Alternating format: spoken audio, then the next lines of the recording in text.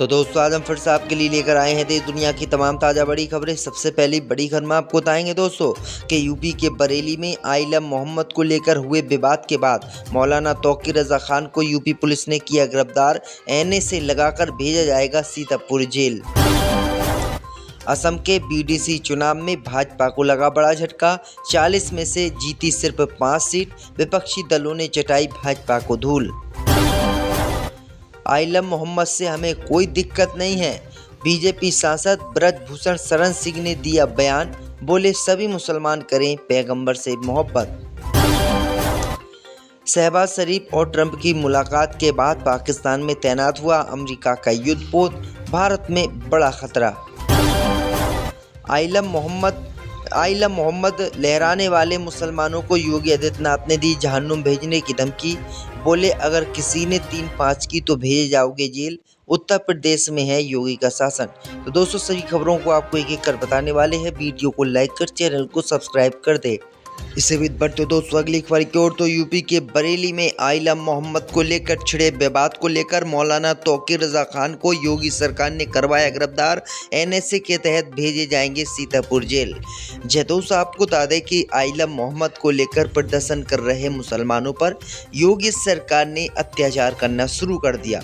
दरअसल आपको बता दें कि यूपी के बरेली में शुक्रवार में जुमे की नमाज के बाद आइलम मोहम्मद को लेकर सड़कों पर निकले युवाओं पर पुलिस ने पहले तो लाठीचार्ज किया, जिसके बाद 36 से 35 लोगों को गिरफ्तार किया और उस पर हिंसा का आरोप लगाया। अब इसी हिंसा के आरोप में मौलाना तौकीर रजा खान को उत्तर प्रदेश पुलिस ने गिरफ्तार कर लिया है।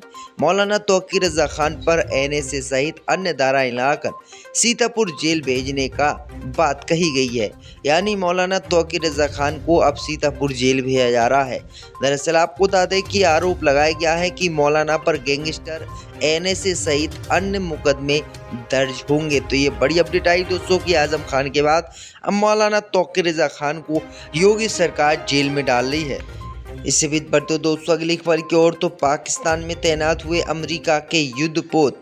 दोस्तों आपको बता दें कि अमेरिका और भारत के बीच संबंध लगातार बिगड़ते जा रहे हैं। डोनाल्ड ट्रंप ने गुरुवार को व्हाइट हाउस में पाकिस्तानी प्रधानमंत्री शहबाज शरीफ और Pakistani field marshal general Asim Munir से मुलाकात की। इस मुलाकात के दौरान अमेरिकी नौसेना का युद्धपोत USS बेन ई मेयर कराची बंदरगाह पर पहुंच गया है। रिपोर्टों के अनुसार ये युद्धपोत 2 दिनों तक कराची बंदरगाह पर रहेगा।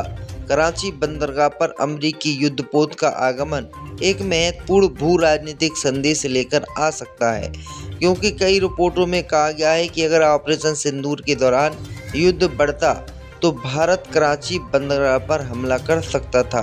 पाकिस्तानी मीडिया रिपोर्ट में आगे कहा गया है कि कराची बंदरगाह पर अमेरिकी युद्धपोत का आगमन अमेरिका और पाकिस्तानी नौसेनाओं के बीच बढ़ते सहयोग का प्रतीक है। इससे भारत को भी काफ़ी नुकसान हो सकता है। इससे भी बढ़ते दोस्तों अगली खबर की ओर। तो आइलम मोहम्मद को लेकर प्रदर्शन कर रहे मुसलमानों को योगी आदित्यनाथ ने दी खुली चेतावनी। बोले भेज दिए जाओगे जहन्नम। दोस्तों आपको बता दें कि आइलम मोहम्मद पोस्टर को लेकर देश में छिड़ा विवाद अब पूरे देश में पहुंच रहा है। इसी बीच खबर सामने निकल कर आ रही है दोस्तों कि आइलम मोहम्मद को लेकर जो लोग प्रदर्शन कर रहे हैं उन प्रदर्शनकारियों को अब उत्तर प्रदेश के मुख्यमंत्री योगी आदित्यनाथ ने धमकी दी है। उत्तर प्रदेश के मुख्यमंत्री योगी आदित्यनाथ ने कहा है कि जो भी मुसलमान आइलम मोहम्मद को लेकर विरोध प्रदर्शन कर रहे हैं, हिंसा फैला रहे हैं, उनको हम सबक सिखाएंगे। वो भूल गए हैं कि आखिरकार उत्तर प्रदेश में शासन किसका है। उन्होंने चेतावनी दी है कि दारुल उलूम इस्लाम पर विश्वास करने वालों को पहले जहन्नुम जाना होगा, उसके बाद उनकी ये मुराद पूरी हो जाएगी। तो किस तरीके से उत्तर प्रदेश के मुख्यमंत्री योगी आदित्यनाथ ने खुलेआम मुसलमानों को धमकी दी है। इससे भी बढ़ते दोस्तों अगली खबर की ओर। तो असम में BTR चुनाव में भाजपा को लगा बड़ा झटका, हार गई चुनाव। दोस्तों आपको बता दें कि असम के BTR में शनिवार को घोषित BTC चुनाव के नतीजों ने मोदी सरकार को बड़ा झटका दिया। इस चुनाव में बीजेपी और उसकी सहयोगी पार्टी को भारी असफलता मिली है। मुख्यमंत्री हेमंत बिस्वा शर्मा जिस तरह से इस छोटे से चुनाव में हिंदू मुस्लिम नैरेटिव खड़ा कर रहे थे, उसे भी भारी झटका लगा है। पूर्व विद्रोही नेता हग्राम मोहिलारी के नेतृत्व वाली बोडोलैंड पीपल्स फ्रंट ने 40 सीटें वाली इस काउंसिल में 28 सीटें जीतकर पूर्ण बहुमत हासिल कर लिया है। वहीं यूनाइटेड पीपल्स पार्टी लिबरल को 7 और बीजेपी को महज 5 सीटें मिली हैं, यानी 40 में से 5 सीटें मिली हैं। दोनों इस बार गठबंधन में नहीं थे। ये नतीजा 2022 के चुनावों से बिल्कुल उलट है और अब यूपीपीएल भाजपा गठबंधन ने बीपीएफ को सत्ता से बाहर कर दिया था। चुनाव विश्लेषक इसे 2026 के चुनाव का सेमीफाइनल भी बता रहे हैं। इससे भी तो दोस्तों अगली खबर की ओर, तो आइला मोहम्मद से हमें कोई दिक्कत नहीं, बीजेपी के पूर्व सांसद ने दिया बयान। जी दोस्तों, आपको बता दें कि भारतीय कुश्ती संघ के पूर्व अध्यक्ष और पूर्व भाजपा सांसद ब्रजभूषण शरण सिंह शनिवार को गोंडा शहर में एक उद्घाटन समारोह में बतौर मुख्य अतिथि शामिल हुए। इसके बाद वह गुरुद्वारे में गुरु साहब और शहर के पुराने हनुमानगढ़ी मंदिर पहुंचे और राम के दर्शन किए। इस दौरान उन्होंने बरेली में हुए विवाद और प्रदेश में आइला मोहम्मद को लेकर छिड़े विवाद पर भी बयान दिया। उन्होंने कहा कि आइला मोहम्मद से किसी को कोई दिक्कत नहीं है, क्योंकि हम सनातन को मानने वाले लोग कृष्ण को भी प्यार करते हैं, राधा को भी प्यार करते हैं, गुरु ग्रंथ को भी प्यार करते हैं, राम को भी प्यार करते हैं। लेकिन आइला मोहम्मद के बहाने अगर देश में सद्भाव बिगाड़ने का काम होता है, तो किसी दूसरे संप्रदाय को नीचे दिखाने का काम होता है, तो वहीं पर तकलीफ होती है। आप मोहम्मद साहब से प्यार करिए, किसी को कोई दिक्कत नहीं है, लेकिन इसके पीछे मंशा क्या है?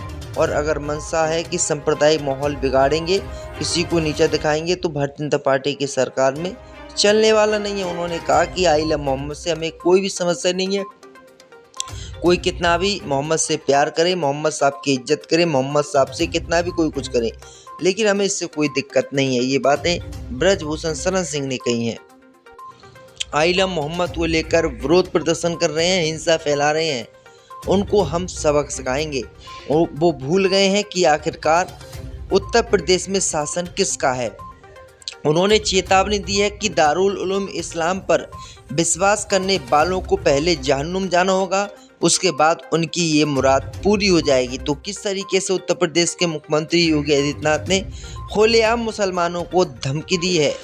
इससे भी बढ़ते दोस्तों अगली खबर की ओर, तो असम में बीटीआर चुनाव में भाजपा को लगा बड़ा झटका, हार गई चुनाव। जी दोस्तों, आपको बता दें कि असम के बीटीआर में शनिवार को घोषित बीटीसी चुनाव के नतीजों ने मोदी सरकार को बड़ा झटका दिया। इस चुनाव में बीजेपी और उसकी सहयोगी पार्टी को भारी असफलता मिली है। मुख्यमंत्री हेमंत बिस्वा शर्मा जिस तरह से इस छोटे से चुनाव में हिंदू मुस्लिम नैरेटिव खड़ा कर रहे थे, उससे भी भारी झटका लगा है। पूर्व विद्रोही नेता हग्राम मोहिलारी के नेतृत्व वाली बोडोलैंड पीपल्स फ्रंट ने 40 सीटें वाली इस काउंसिल में 28 सीटें जीतकर पूर्ण बहुमत हासिल कर लिया है। वहीं यूनाइटेड पीपल्स पार्टी लिबरल को 7 और बीजेपी को महज 5 सीटें मिली हैं, यानी 40 में से 5 सीटें मिली हैं। दोनों इस बार गठबंधन में नहीं थे। ये नतीजा 2022 के चुनावों से बिल्कुल उलट है और अब यूपीपीएल भाजपा गठबंधन ने बीपीएफ को सत्ता से बाहर कर दिया था। चुनाव विश्लेषक इसे 2026 के चुनाव का सेमीफाइनल भी बता रहे हैं। इससे भी तो दोस्तों अगली खबर की ओर, तो आइला मोहम्मद से हमें कोई दिक्कत नहीं, बीजेपी के पूर्व सांसद ने दिया बयान। जी दोस्तों, आपको बता दें कि भारतीय कुश्ती संघ के पूर्व अध्यक्ष और पूर्व भाजपा सांसद ब्रजभूषण शरण सिंह शनिवार को गोंडा शहर में एक उद्घाटन समारोह में बतौर मुख्य अतिथि शामिल हुए। इसके बाद वह गुरुद्वारे में गुरु साहब और शहर के पुराने हनुमानगढ़ी मंदिर पहुंचे और राम के दर्शन किए। इस दौरान उन्होंने बरेली में हुए विवाद और प्रदेश में आइला मोहम्मद को लेकर छिड़े विवाद पर भी बयान दिया। उन्होंने कहा कि आइला मोहम्मद से किसी को कोई दिक्कत नहीं है, क्योंकि हम सनातन को मानने वाले लोग कृष्ण को भी प्यार करते हैं, राधा को भी प्यार करते हैं, गुरु ग्रंथ को भी प्यार करते हैं, राम को भी प्यार करते हैं। लेकिन आइला मोहम्मद के बहाने अगर देश में सद्भाव बिगाड़ने का काम होता है, तो किसी दूसरे संप्रदाय को नीचे दिखाने का काम होता है, तो वहीं पर तकलीफ होती है। आप मोहम्मद साहब से प्यार करिए, किसी को कोई दिक्कत नहीं है, लेकिन इसके पीछे मंशा क्या है? और अगर मंशा है कि सांप्रदायिक माहौल बिगाड़ेंगे, किसी को नीचा दिखाएंगे, तो भारतीय जनता पार्टी की सरकार में चलने वाला नहीं है। उन्होंने कहा कि आइला मोहम्मद से हमें कोई भी समस्या नहीं है, कोई कितना भी मोहम्मद से प्यार करे, मोहम्मद साहब की इज्जत करे, मोहम्मद साहब से कितना भी कोई कुछ करे, लेकिन हमें इससे कोई दिक्कत नहीं है। ये बातें ब्रजभूषण शरण सिंह ने कही हैं।